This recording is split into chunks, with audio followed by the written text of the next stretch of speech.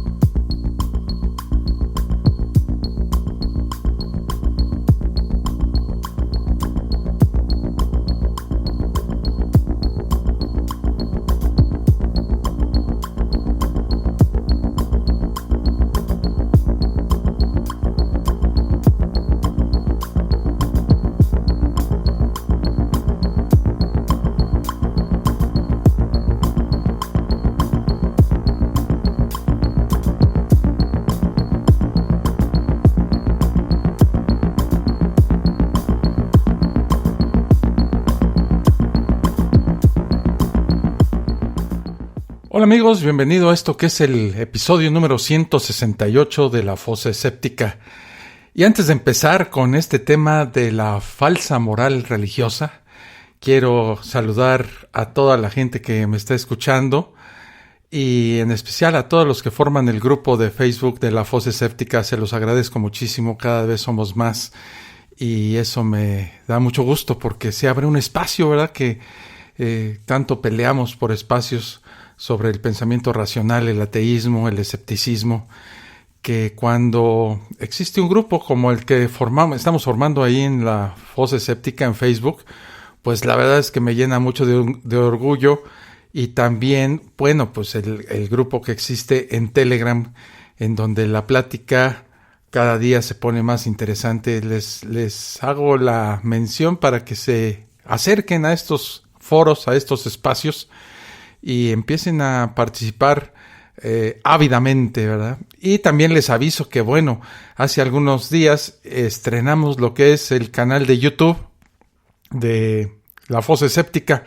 Ahí voy a colocar videos, ya llevo creo que 3 y vamos a subir un video a la semana con algún tema de interés para todos nosotros. Entonces, dicho esto, pues comenzamos.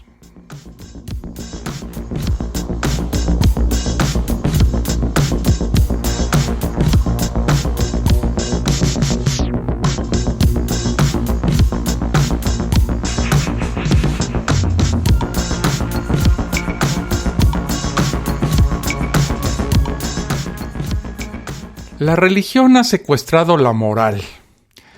Sin duda, todas las religiones se han autoproclamado guardianes de la moral de la sociedad, ¿verdad? Y se han nombrado como los embajadores de su Dios para dictarla al mundo. Bajo la excusa de la omnisapiencia y la perfección de Dios, han blindado sus postulados morales de infalibles y perfectos, y la mayoría de las personas así lo han creído. Muestra de ello son las declaraciones del cardenal peruano y miembro del Opus Dei, Juan Luis Cipriani Torné, quien en noviembre del 2005 afirmó muy graciosamente: están aquellos que aceptan la realidad del pecado y aquellos que no la aceptan. No es problema de tolerancia, ni democracia, ni pluralismos. Es la fe que me dice: acepto la revelación, la palabra de Dios, la enseñanza de la Iglesia Católica. Al otro lado encontraremos a quienes quieren convalidar al pecado con una forma de pluralidad, de tolerancia, con una expresión del mundo moderno. ¿Por qué?, se pregunta el cardenal peruano, y también él mismo se contesta: porque les falta aceptar con humildad que cometemos pecados, y esto no es bueno, hijos míos. Ahí está el punto de corte. ¡Qué declaraciones! No obstante el convencimiento del cardenal Cipriani, ni él ni clérigo alguno podrá decir que sus opiniones sobre moralidad están basadas en un claro, audible y público mandato del Dios en el que creen. No se ha presentado divinidad alguna de forma pública y audible ante toda la humanidad, dando declaraciones relativas a la moral sexual y reproductiva, a la eutanasia, el aborto terapéutico y demás temas polémicos. A Cipriani, este cardenal, así como a los demás cristianos, pues solo les queda recurrir a la Biblia, a la que llaman la palabra de Dios como fuente de la moralidad. Por lo anterior, pues se debe revisar si la Biblia puede tomarse como guía moral para una sociedad moderna. Sin duda, muchos cristianos empezarán con los 10 mandamientos que supuestamente Moisés recibió del mismo Dios, Yahvé. De haber sido este hecho cierto, los versículos del Éxodo 20 serían palabras literales de Dios en la Biblia. Por esto, católicos y protestantes le dan un gran valor a los 10 mandamientos, tal como lo ejemplifica la declaración de Les Thompson, pastor evangélico de Miami, en una entrevista en el 2008, donde dijo: gran parte de la decadencia del mundo de hoy, hijos míos, tiene que ver con que la Iglesia dejó de estudiar los 10 mandamientos y es muy raro que se los mencione en nuestros púlpitos. Esto indica, una falla imperdonable. No hemos comprendido la universalidad de la ley de Dios. ¿Dónde es que se determina lo bueno y lo malo? La mejor fuente se encuentra en los 10 mandamientos. Se debe aclarar que los 10 mandamientos del Catecismo Católico no son los mismos que aparecen en la Biblia en Éxodo 20. Los 4 primeros hablan de la veneración al Dios Yahvé. No dice nada de Jesús ni de la Trinidad, ¿verdad?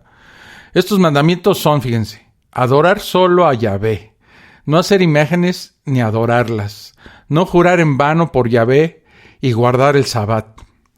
De este primer grupo de normas, pues nos causa especial interés el segundo mandamiento, en el que se prohíbe adorar imágenes. Y dice así: no te inclinarás a ellas, ni las honrarás, porque yo soy Jehová tu Dios, fuerte, celoso, que visito la maldad de los padres sobre los hijos hasta la 3ª y 4ª generación de los que me aborrecen. Esto lo dice en Éxodo, en el 20, versículo 5. ¿Qué es eso de que Jehová o Yahvé castiga a los hijos, nietos, bisnietos y tataranietos de los que le aborrezcan? ¿Es justo castigar a una descendencia inocente por las faltas de sus padres? En el Levítico, este mismo Dios advierte en contra de la venganza. No te vengarás, ni guardarás rencor a tus hijos de tu pueblo, sino amarás a tu prójimo como a ti mismo. Esto lo firma yo, Jehová. Ándele, váyase. Claramente, ambos textos muestran una contradicción moral en el mismo Yahvé. Porque en uno pide no tener venganza y en otro amenaza a las generaciones futuras de quienes no lo adoren. Pero más allá de la contradicción, lo que me asombra es que en el seno mismo del Decálogo se presenta semejante ejemplo de celo y venganza, más propio de un clérigo fanático que de un Dios de infinita bondad y misericordia. Los siguientes 6 mandamientos, piden honrar a los padres, no matar, no cometer adulterio, no robar, no mentir y no codiciar los bienes del prójimo. Esto lo toman muchos como absolutos morales, sin matices. Pero, ¿qué ocurre si se requiere mentir para salvar a inocentes? Oskar Schindler urdió un plan basado en mentiras para salvar la vida de muchos judíos durante el régimen nazi. También varios estadounidenses en el siglo XIX escondieron esclavos que huían del sur en su camino al norte de este país y debían mentir para salvarlos. ¿Es esto también una falta moral? ¿Cómo es posible que en Dios omnisapiente no previera situaciones semejantes y dijera algo al respecto? Pasa lo mismo con el mandamiento de no matarás. ¿Es inmoral matar al francotirador que desde una azotea está causando asesinatos? El decálogo de Yahvé creo que se queda muy corto. Pero causa curiosidad que el mismo Yahvé viola el 6º mandamiento. Según la Biblia, mientras Jehová daba su decálogo, su pueblo elegido hacía un becerro de oro para adorarlo. Al parecer no les fue suficiente prueba la existencia de Yahvé el que les hubiese abierto el Mar Rojo. La Biblia dice que Moisés bajó del monte Sinaí, rompió las tablas escritas por Dios, y él les dijo: Así dice el Señor, Dios de Israel. Póngase cada uno la espada sobre el muslo, y pasad y repasad por el campamento de puerta en puerta, y matad cada uno a su hermano y a su amigo y a su vecino. Éxodo 32. Bueno, pues ¿qué no había dicho el Señor que no es bueno matar? ¿El asesinato es bueno en unos casos y malo en otros? ¿Es algo relativo? ¿No es justamente el relativismo moral lo que tanto critican las iglesias cristianas hoy en día? La Iglesia Católica ha hecho del mandamiento no matarás un absoluto y lo ha llevado hasta el extremo de considerar asesinato la muerte de un óvulo fecundado o desconectar a un paciente con muerte cerebral y que solo sobrevive gracias a la asistencia de máquinas. Pero los adoradores del becerro de oro no fueron los únicos que murieron por orden de Jehová. También en el Pentateuco se ordena matar a los que no guarden el sábado, lo que incluiría a todos los católicos de seguir la Biblia al pie de la letra.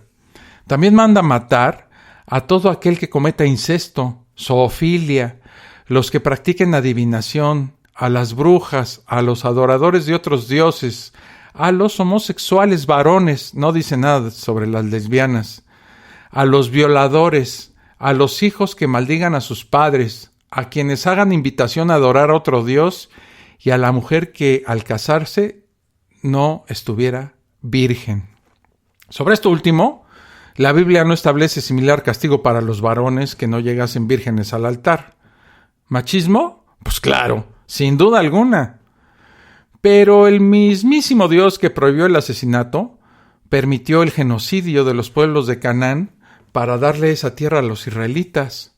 Y dice así en el Deuteronomio: Cuando Jehová tu Dios te haya introducido en la tierra en la cual entrarás para tomarla, y haya echado de delante de ti a muchas naciones, al Eteo, al Gergeseo, al Amorreo, al Cananeo, al Fereseo, al Heveo y al Jebuseo, 7 naciones mayores y más poderosas que tú, y Jehová tu Dios las haya entregado delante de ti y las haya derrotado, las destruirás del todo. No harás con ellas alianza, ni tendrás de ellas misericordia. Toma. En el libro de Números, capítulo 31, se narra el genocidio de los madianitas. En esta historia, Moisés, por órdenes del mismísimo Dios que dio el decálogo, manda matar a los madianitas, con excepción de las mujeres vírgenes, las cuales son tomadas como botín de guerra, junto con los metales preciosos y los semovientes. ¿Qué lección para basar nuestra moralidad podemos extraer de este pasaje tan lleno de odio, xenofobia y machismo? De existir el Dios de la Biblia, se debería acusar de genocidio.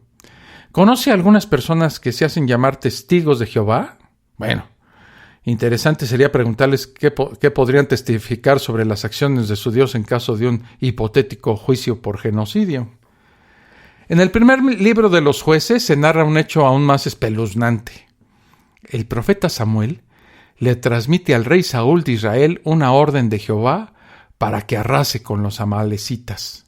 Así ha dicho Jehová de los ejércitos: yo castigaré lo que hizo Amalec a Israel al oponérsele en el camino cuando subía de Egipto. Ve pues y hiere a Amalec y destruye todo lo que tiene, y no te apiades de él. Mata a hombres, mujeres, niños, y aun los de pecho, vacas, ovejas, camellos y asnos. Agarró parejo el buen Yahvé. Cosa totalmente injusta, ya que varias generaciones habían pasado desde el Éxodo hasta ese momento. Y por otra parte, ¿qué culpa tienen los niños de brazos, las vacas, las ovejas, camellos y asnos? ¿Es este libro guía moral para la sociedad actual o es el fruto de un pueblo poco civilizado, xenófobo y con parámetros morales similares a otros pueblos de la antigüedad? Vamos a volver a los mandamientos porque es muy interesante analizar el 10º. Esto lo vamos a ver ahorita que regrese de esta pausa. Estás escuchando La Fosa Escéptica, un lugar para ejercitar la mente.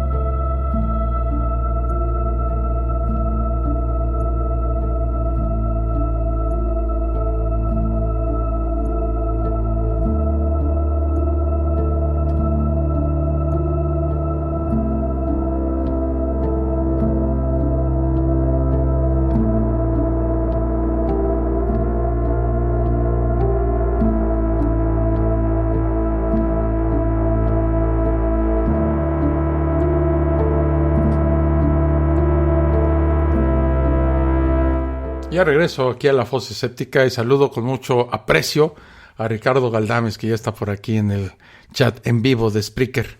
Y volviendo a los mandamientos, es interesante analizar el 10º, fíjense. No codiciarás la casa de tu prójimo, ni no codiciarás la mujer de tu prójimo, ni su esclavo, ni su esclava, ni su buey, ni su asno, ni cosa alguna de tu prójimo. Eso lo dicen en el Éxodo capítulo 20. Pues, ¿qué es eso de no codiciar los esclavos del prójimo? ¿Avala el Dios de la Biblia la esclavitud? Claro que sí. De hecho, el capítulo que le sigue al Decálogo contiene las normas para regularla. ¿Y qué es eso de poner a las mujeres como una propiedad del varón, a la par de los bueyes y los asnos? ¿Son estas buenas normas morales para la sociedad actual? Muchos cristianos actuales ignoran que precisamente por hacer de la Biblia una guía moral, los bautistas del sur de Estados Unidos defendieron la esclavitud en los tiempos de Lincoln con la misma fiereza con que hoy toman otros versículos del Pentateuco para oponerse a los derechos civiles para gays y lesbianas. Si tomáramos la Biblia al pie de la letra, la esclavitud estaría permitida. Sería lícito matar a quien trabajase en sábado o a los hinduistas por adorar dioses distintos a Yahvé. ¿Qué atisbo hay en la Biblia de derechos humanos como los conocemos hoy? Ninguno. La Biblia contiene normas morales tales como no oprimirás a tu prójimo ni le robarás, no retendrás el salario del jornalero en tu casa hasta la mañana, no maldecirás al sordo y delante del ciego no pondrás tropiezo. Esto lo dicen en el Levítico. Pero también en el mismo capítulo condena a producir mulas, al aparear animales de diferentes especies, tuzarse la cabeza, cortar la punta de la barba, sembrar el campo con diferentes semillas a la vez, o vestir prendas hechas con mezclas de hilos. En otros capítulos se presentan las prohibiciones de acercarse al templo con la menstruación o de comer sangre. De esta última proscripción, los testigos de Jehová derivaron su objeción oral para aceptar las transfusiones de sangre. Imagínense. ¿Por qué también no consideran algo malo cortarse la barba? O que sus mujeres no anuncien cuando tienen la menstruación para no hacer inmundos a quienes las toquen, como dice el Levítico. Muchos creyentes no conocen estos textos a pesar de llevar la Biblia consigo todos los domingos bajo el brazo, porque los pastores y sacerdotes han seleccionado para sus homilías, sermones, estudios bíblicos o publicaciones, pues algunos versículos bíblicos para enseñarlos como norma moral, y los otros los han omitido, olvidado o calificado de alegóricos o no válidos para la modernidad, mientras sí lo hacen con otros. ¿Por qué? ¿No dice el Dios Yahvé, no añadiréis a la palabra que yo os mando, ni disminuiréis de ella, para que guardéis los mandamientos de Jehová vuestro Dios que yo os ordene? Eso lo dicen en el Deuteronomio. Tras la selección de solo algunos versículos e historias bíblicas a exaltar como ejemplos de moralidad, se esconde sin duda el criterio y la interpretación humana. Por eso es que, por ejemplo, ya ningún cristiano defiende la esclavitud señalando con un dedo a un versículo del Levítico, pero sí lo hace para condenar la homosexualidad. El Corán es un libro igual o peor de intolerante, misógino y violento. Claramente en este se da la orden de matar a todos aquellos que no crean que Alá es Dios y Mahoma su profeta. Expresamente se denigra a los judíos y se pide su exterminio. Un verso del Corán dice respecto a los infieles, fíjense: matadlos donde quiera que los encontréis y expulsadlos de donde os hayan expulsado. La oposición a vuestra creencia es más grave que matar. Ahí lo dice en el Corán.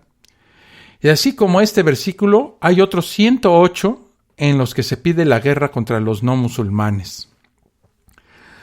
Dentro de los hadices o dichos del profeta, se tiene el siguiente versículo, fíjense: la hora no se establecerá hasta que se pelea con los judíos, y la piedra detrás de la cual un judío se esconde dirá: oh musulmanes, hay un judío oculto detrás de mí, así que matadlo. Mahoma tomó por esposa a una niña de 9 años, fíjense, llamada Aisha, siendo sin duda un caso de pedofilia. que muestra además el papel subordinado que el Islam le ha dado a la mujer. En definitiva, el profeta Mahoma no resultó mejor ejemplo de moralidad que el profeta Samuel o que Moisés. Precisamente, el problema actual de los fundamentalistas islamistas no surge porque lleven el Corán fuera de contexto, como piensan algunos, sino porque precisamente lo obedecen literalmente y lo han hecho su guía moral. Como vimos hace un poco, la Biblia también contiene versículos que piden ejecutar a los no adoradores de Jehová o a los que no guarden su sabbat. Pero estas normas ya no llevan a una persecución, no por la obra de los religiosos, sino a pesar de ellos. La superación de la persecución religiosa se logró gracias al humanismo derivado de la Ilustración y la subsiguiente Declaración de los Derechos del Hombre. Por otra parte, ni en el Corán ni en la Biblia podemos encontrar una deliberación profunda sobre los valores y la moral. Nada que se parezca remotamente a las reflexiones como las hechas por Kant, por ejemplo, lo cual hace a estas obras altamente sospechosas de ser la obra de un Dios pues sabio y justo y bondadoso. Pero si los valores no vienen dictados de un Dios, ¿quiere decir que estos no existen? Los valores existen, pero no son objetivos. Siguiendo a Adela Cortina, que dice, los valores son cualidades de las cosas, de las acciones de las personas, que nos atraen porque ayudan a hacer el mundo habitable. En ese orden de ideas, la honestidad, la responsabilidad, el respeto por el prójimo, la solidaridad y la justicia son ejemplos de valores. Añadirían los creyentes la fe como un valor, no así los ateos y librepensadores. Para los creyentes los valores son objetivos, y Dios así los ha puesto. Para los creyentes resulta terrible que la moral no viniese de Dios. Decía Benedicto XVI en septiembre del 2011. Cuando las políticas no presuponen o no proponen valores objetivos, el relativismo moral resultante, en vez de trazar el horizonte hacia una sociedad libre, justa y compasiva, tiende a producir frustración, desesperanza, egoísmo y desprecio por la vida y la libertad de los demás. Como ya se mencionó anteriormente, poco de objetivo tiene la interpretación de la Biblia.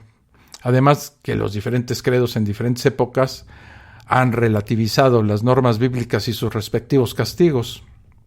El tal Benedicto XVI ha denominado a la defensa de posturas morales diferentes a las católicas como dictadura del relativismo, aunque es doblemente cínica su declaración, ya que si algo caracteriza a la Iglesia Católica es precisamente su comportamiento dictatorial, mostrado claramente en el Medioevo y en la España de Franco. Y por otro lado, no hay nada más subjetivo en el mundo que el establecimiento de la religión verdadera, junto con la correcta interpretación de la voluntad de Dios en la Biblia. Sobre la pretendida objetividad de los valores, el ateo Dan Baker dijo lo siguiente: la mayoría de los ateos piensan que los valores morales son reales, pero ello no significa que sean objetivos. No pueden serlo. Un valor no es una cosa, es una función de la mente, la cual es ella misma una función. Ser objetivo es existir independientemente de la mente. Por lo tanto, un valor objetivo es un oxímoron, la existencia en la mente de algo que es independiente de la mente. Pero al no considerar los objetivos, no significa que el ateo desecha los valores. El ateo debe reflexionar sobre los valores y la forma como estos pueden ayudar a mejorar la sociedad, teniendo en cuenta que con el tiempo nuevas situaciones se presentan. En tiempos anteriores a la revolución científica, pues nadie se había cuestionado si era moralmente permitido poner fin a la existencia de un paciente que se mantiene con muerte cerebral sin posibilidades de recuperación. Así lo hubiese estipulado previamente, pero que se mantiene con vida gracias a la asistencia de máquinas. Esa discusión pertenece a nuestros tiempos.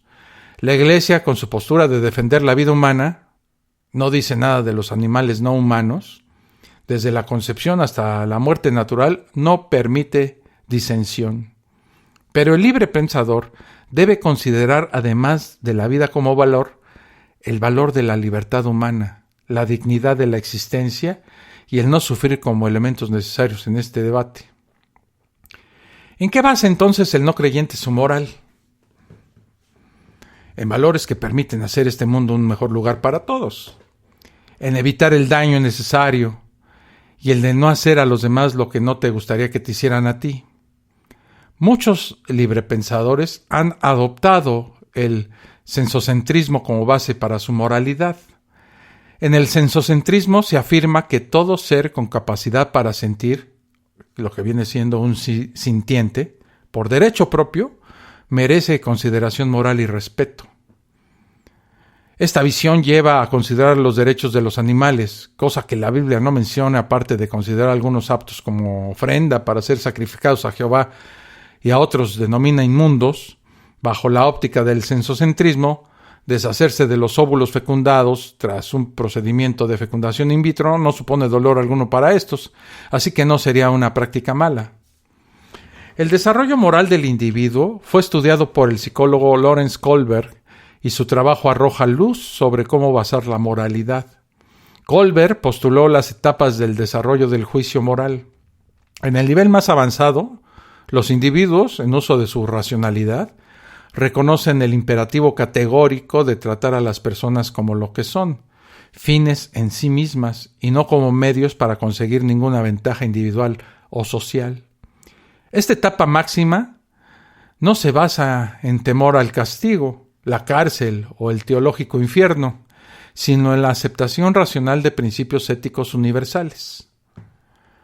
Más precisamente, Kohlberg dividió el desarrollo moral en 3 niveles, y cada uno con dos etapas, ¿verdad? Los niveles son preconvencional, convencional y postconvencional. En su orden, las etapas son orientación hacia el castigo y la obediencia, que se denomina heteronomía, el propósito y el intercambio, expectativas, relaciones y conformidad interpersonal, que es una mutualidad, se le llama, un sistema social y conciencia, un contrato social y derecho previo, y moralidad de principios éticos universales. Como se puede notar, el temor al castigo como razón para obrar bien es el nivel más básico del desarrollo moral. Si bien es cierto que no todos los creyentes se encuentran en este nivel de desarrollo moral, causa curiosidad, por decirlo así, que una moral de premio y castigo totalmente heterónoma es la que maneja la Biblia y en la que se basa la doctrina del infierno. Buen ejemplo de este razonamiento se puede encontrar en la obra Legación a favor de los cristianos del filósofo de la Iglesia Católica del siglo II, Atenágoras de Atenas, que dice así: porque si creyéramos que no hemos de vivir más de lo que la vida presenta, cabría sospechar que pecáramos sometidos a la servidumbre de la carne y de la sangre, o dominados por el lucro y el deseo. Pero sabiendo como sabemos que Dios vigila nuestros pensamientos y nuestras palabras de noche como de día, y que Él es todo luz y mira aún dentro de nuestro corazón, creemos que salidos de esta vida viviremos otra mejor, o cayendo con los demás nos espera vida peor en el fuego. Así decía el simpático Atenágoras de Atenas. Voy a hacer una pausa y regreso para seguir hablando sobre este tema. Estás escuchando La Fosa Escéptica, un lugar para ejercitar la mente.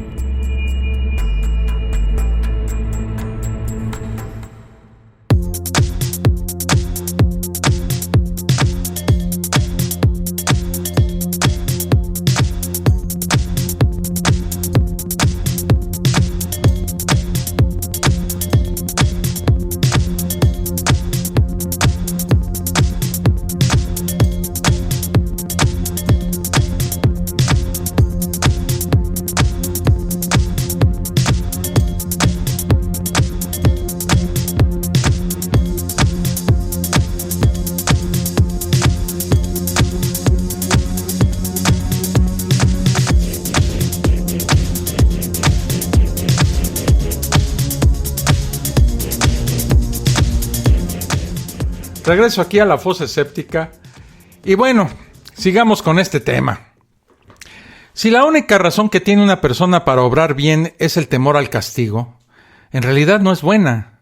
Una persona que decida obedecer X o Y normas para querer vivir en un cielo eternamente o para no ir al lago de fuego para siempre, no ha interiorizado los valores como condiciones deseables para el mundo. Para tal persona lo justo es la obediencia ciega a la norma, evitar los castigos y no causar daños materiales a personas o cosas.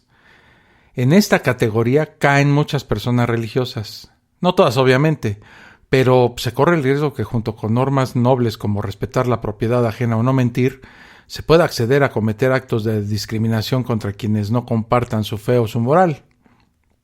Ahí están, por ejemplo, los fundamentalistas religiosos. Para terminar, traeré una reflexión de Albert Einstein sobre la moral humana, que dice así el buen Albert Einstein, uno de los ídolos de la fosa escéptica.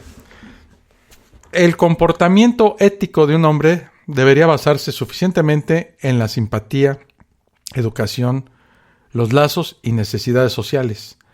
No es necesaria ninguna base religiosa. El hombre verdaderamente estaría en un pobre camino si tuviera que ser reprimido por medio del castigo y por la esperanza de una recompensa después de la muerte. ¿Verdad? Se la sacó mi estimado Albert Einstein con esa gran frase. Y hablando de moral, dice George Bernanos, que dijo, si no podemos ser castos, al menos seamos cautos. Esta ironía que el pensador George Bernanos pone en boca de su simpático cura rural, define el espíritu con que la Iglesia romana se enfrenta a los comportamientos sexuales de sus clérigos. Lo malo es cuando la hipocresía o el ocultamiento alcanzan actividades delictivas como la pederastia y otros abusos de poder. Es esa política de secretismo, avalada por el Vaticano, la que ahora tiene sumida a la jerarquía católica en un escándalo de colosales proporciones. Fíjense, afecta a la muy católica Irlanda. Los hechos son devastadores, con testimonios de 1,000 alumnos en 216 escuelas, reformatorios u orfanatos, y relatos estremecedores de violaciones, abusos y violación a niños y niñas, habitualmente de hogares humildes.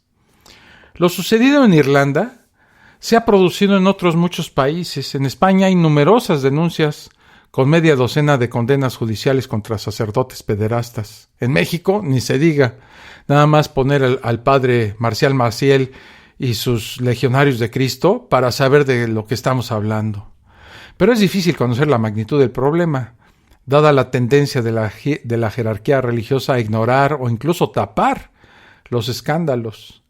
Las instrucciones del Vaticano son sintomáticas. Ante cualquier denuncia hay que asegurar la reserva total, dice una instrucción de 1962, imagínense.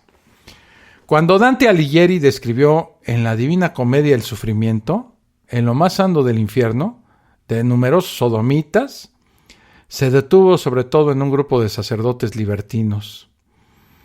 También encuentra ahí a un obispo de Florencia. El poeta se cansa pronto de ajustar cuentas. Ante pecado tan notorio, así dice en la Divina Comedia, saber de alguno es bueno, de los demás será mejor que calle, que a tantos como son el tiempo es corto, se disculpa. Por entonces, se castigaba severamente a los eclesiásticos de vida depravada. Un decreto papal de 1568, titulado Horrendum, ordenó que los sacerdotes que abusen serán privados de todos los oficios y beneficios y entregados a los tribunales seculares para su castigo. Este precepto, ¿verdad?, de 1568 se ha incumplido con escandalosa frecuencia.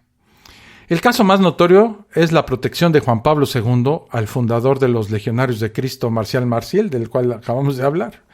Durante décadas, este imbécil de Marcial Maciel, este animal, este cretino, este desgraciado, y algunos de sus lugartenientes sometieron a abominables abusos a cientos de muchachos, especialmente en el seminario de Ontaneda, en Cantabria, España. Solo tras la muerte del Papa polaco, Juan Pablo II, en el 2005, el famoso pederasta fue apeado de su enorme poder con la orden tajante de alejarse de Roma. Se le recluyó en México. Fue su único castigo en vida. Nadie lo denunció ante las autoridades seculares para que pagara con cárcel o algo más su infamia. Este padre Marcial Maciel falleció hace apenas unos cuantos años. El primer escándalo por este comportamiento encubridor se produjo en Italia, en una de las escuelas pías del aragonés José de Calasanz, fundador de la Orden de Clérigos fundador de la Orden de Clérigos Regulares Pobres, conocidos ahora como escolapios. Calasanz reprimió la divulgación del abuso sexual de niños por sus sacerdotes. Permítanme un segundo, voy a tomar un poco de agua porque se me secó la garganta. Gracias. Calasanz pagó por ello. Uno de los pedófilos, el padre Stefano Cherubini, tuvo tanto éxito en el encubrimiento de sus delitos que incluso llegó a ser superior de la orden, arrinconando al fundador. La orden fue clausurada por Inocencio X. Calasanz murió a los 91 años en Roma, todavía en desgracia. 8 años después, Alejandro VII lo rehabilitó. Fue hecho santo, fíjense, en 1767. Un pederasta, un asesino, un ser de verdad, una mierda de ser humano, fue hecho santo. El sexo fue un asunto desprovisto de importancia para los primeros cristianos y es prácticamente ignorado por San Pablo. El temperamental apóstol llegó a decir que es mejor casarse que abrazarse. Pero pronto se impuso la idea de que el celibato era superior, el matrimonio inferior y el sexo en consecuencia un acto perverso. Fue el obispo Ambrosio de Milán, que vivió entre el 373 y el 397, fue papa, ¿verdad?, entre el 373 y el 397, quien desbrozó el camino. Hombre imponente, según San Agustín, por su sabiduría y porque leía sin hablar, un hábito desconocido en el mundo clásico. Fíjense. Ambrosio impuso el criterio de que la vida conyugal era incompatible con una carrera en la iglesia. Incluso un buen matrimonio es la esclavitud, dijo él. De ahí el celibato obligatorio de los eclesiásticos. Y todavía hubo alguien que se opuso a esto, pero fue silenciado y se aceptó el celibato obligatorio de los eclesiásticos. La pertinaz decisión de ocultar o proteger las desviaciones sexuales de los clérigos disolutos, incluso cuando son delictivas, tiene que ver con el concepto heroico que los eclesiásticos tienen de sí mismos.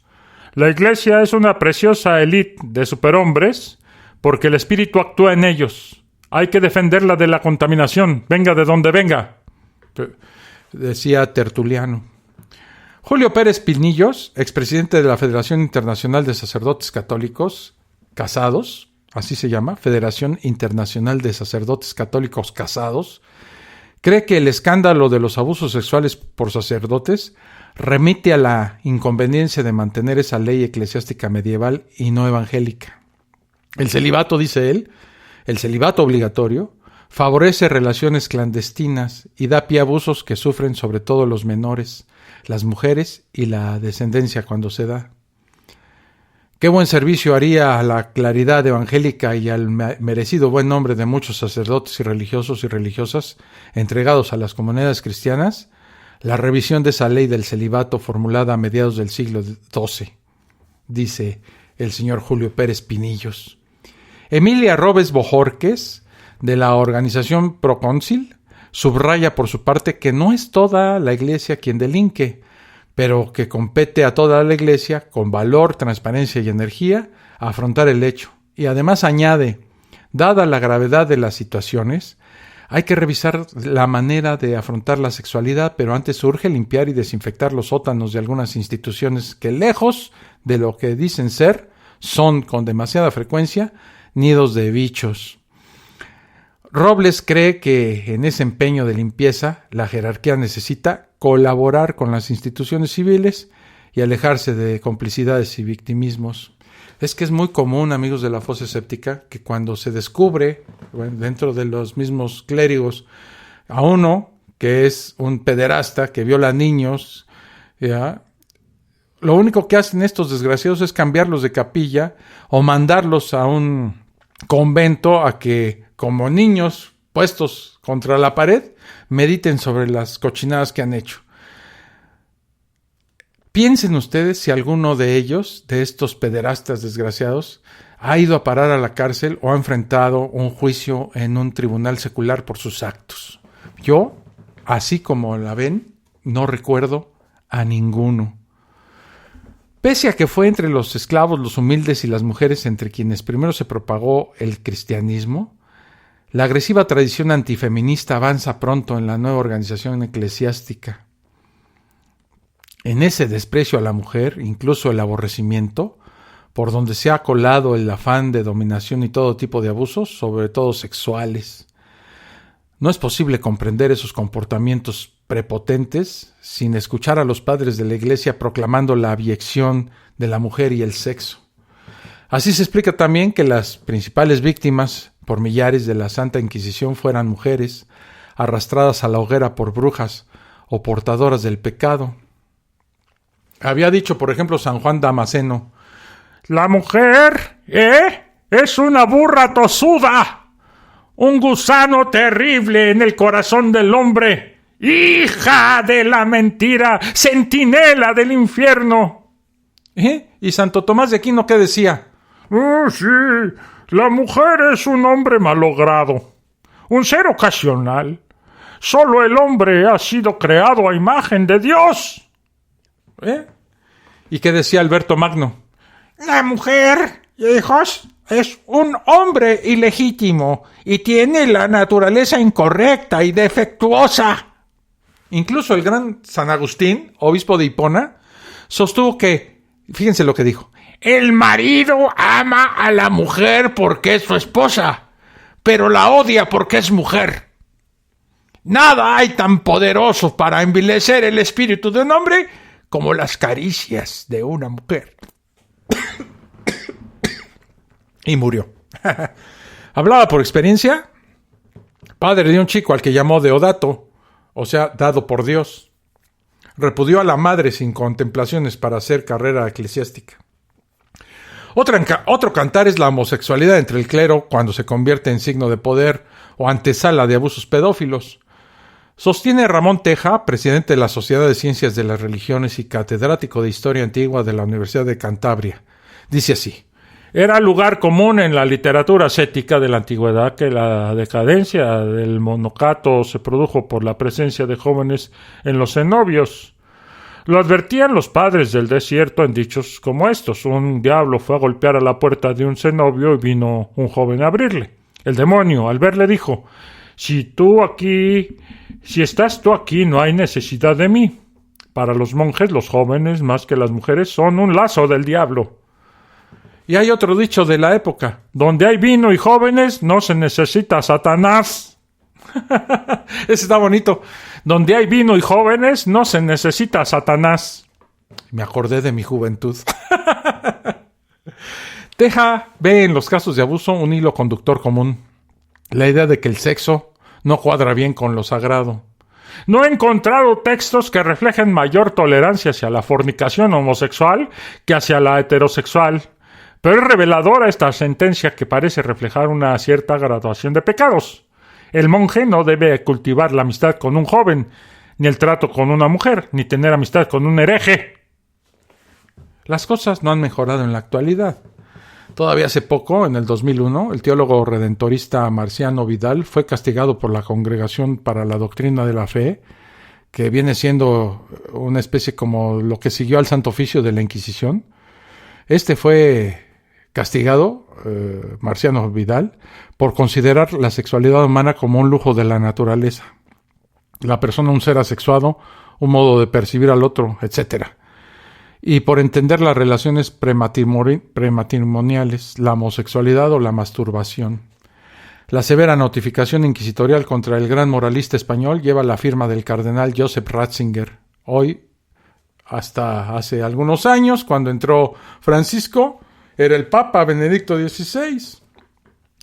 El libro de Marciano Vidal Moral, de Actitudes, es una referencia imprescindible para comprender las agitadas relaciones del cristianismo con el sexo y la mujer. Vidal recuerda en Moral del Amor y de la Sexualidad que castidad procede de castigo, que la razón impone a la concupiscencia domándole como a un niño, como escribe Santo Tomás de Aquino.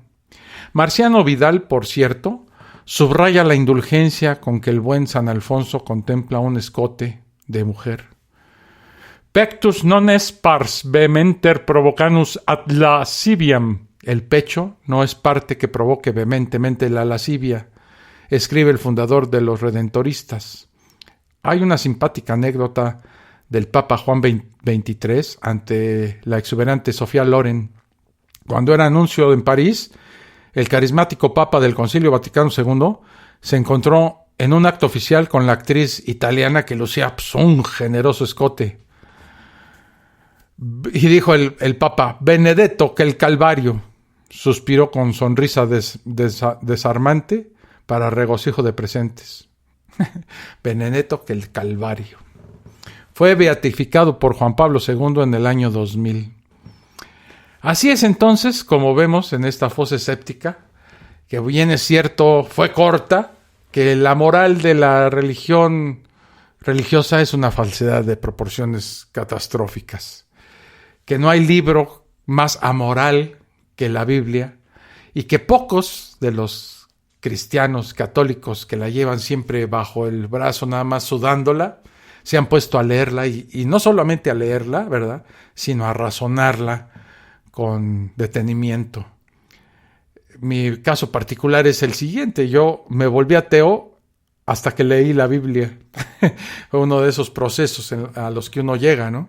Cuando te enfrentas a ese libro, que de por sí da como flojera leer porque es una cosa espantosa de gruesa, y te pones a leer todas estas cosas que se contradicen de una página a otra, de un verso a otra, de un capítulo a otra, de un evangelio al otro, te das cuenta de que la gente realmente solo lee, o no solo no la lee, sino que nada más escucha a los padres que la leen y que escogen minuciosamente los versículos o los capítulos que les conviene para su catecismo. Es increíble. Vamos a leer algunos mensajes. Aquí está mi amigo, mi primo Ricardo de la Peña. Tremendos pelmazos estos fulanos y sus escritos sobre la mujer. Esa Sofía Loren bien vale un calvario. Pues sí, mi estimado Ricardo. Dice Ricardo Galdame: son unos desgraciados, unos hacen y todos los demás los protegen, así que son la misma basura. Sí, la verdad es que me imagino que habrá sacerdotes que sí ponen, ¿cómo te diré? Que son decentes, que toman su ministerio con, aunque sus ideas o su base fuera mentira, ellos la toman con verdad y ayudan a la gente.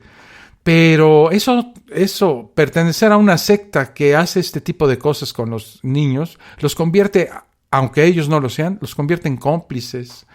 Y me imagino que ahí dentro de la misma iglesia, unos saben de los pecados de los otros. Unos sacerdotes saben cómo son los demás.